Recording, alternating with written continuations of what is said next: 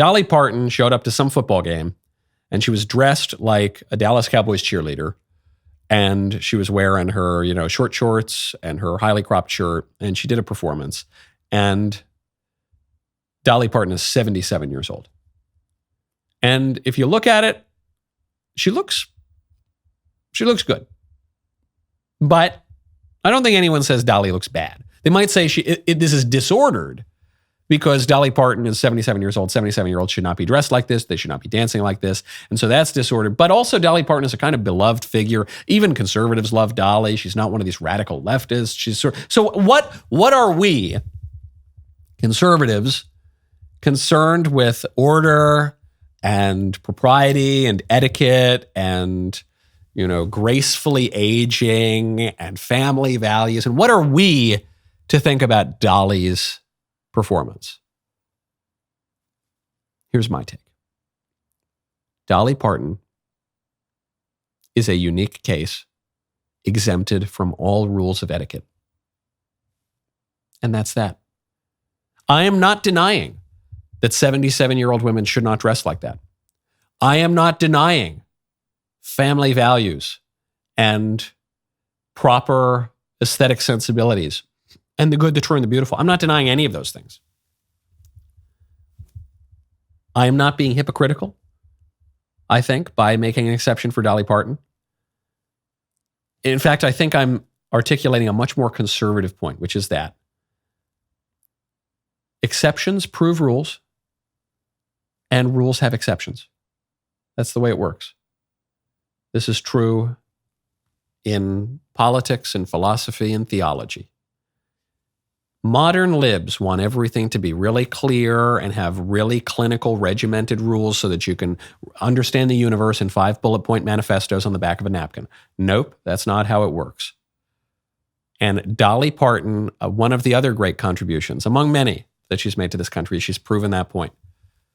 It is completely unacceptable for a 77-year-old woman to do this. It is wrong. It is disordered, except for Dolly Parton.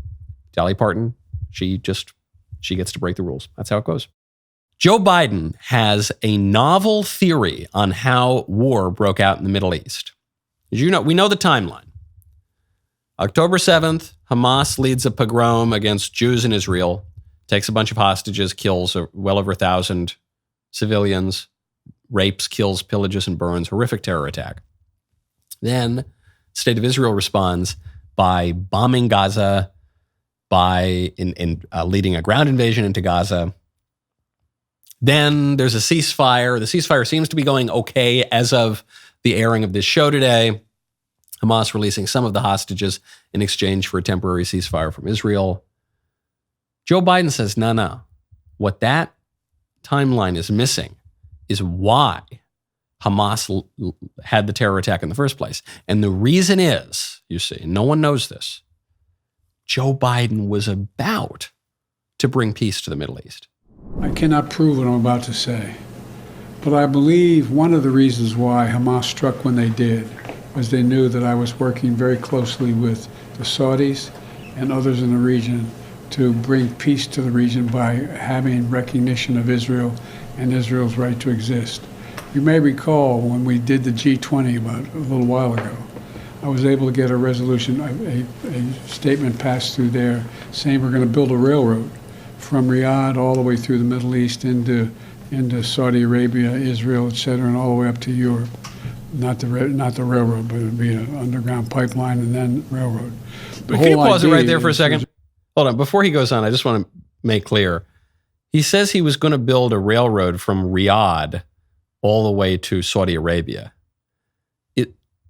Isn't Riyadh, is that how, where would that, wouldn't that railroad just be kind of like a circular? It'd be, he doesn't, I think he's a little, well, I think we all know, Joe Biden is a little bit confused as to how the geopolitics of the Middle East works. Keep going. There's overwhelming interest, and I think most Arab nations know it, in coordinating with one another to change the dynamic in their region for longer-term peace. And that is what I'm going to continue to work on. Okay, now they're not going to believe it. They're not going to know, but actually I was about to bring peace to the Middle East.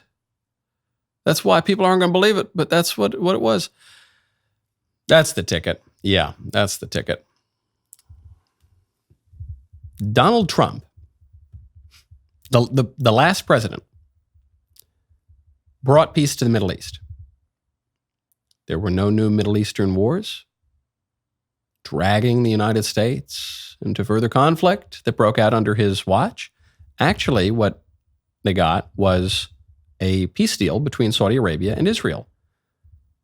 Actually, what they got was the Abraham Accords. Actually, what they got was relative peace in the Middle East. Actually, what they got was ISIS was eliminated. Actually, what they got was Iran was on its heels. Actually, what they got was Syria was on its heels. Actually, what they got was everyone stayed real quiet and real cautious because no one knew what Trump was going to do. Was Trump the biggest dove ever, didn't want to be involved in any wars, or was Trump the craziest war hawk in the world who was going to drop the Moab and assassinate top generals left and right? He was both. Was Donald Trump the leader of the anti-war party, an opponent of the Uniparty in Washington, D.C., those warmongering neoconservatives? Donald Trump was going to be a new breath of fresh air. Donald Trump, a Republican, attacking George W. Bush for starting wars in the Middle East. Donald Trump saying, I want no new wars. Was he going to be that guy? Or was Donald Trump going to be the guy who appointed John Bolton as his national security advisor? John Bolton, who has wanted to bomb Iran since he was in the womb. Who was Donald Trump? He was both. He was unpredictable.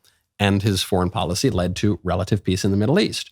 Joe Biden has led to an outbreak of war all over the place. In Eastern Europe, in the Middle East. Worst outbreaks of war in either of those places in a long time.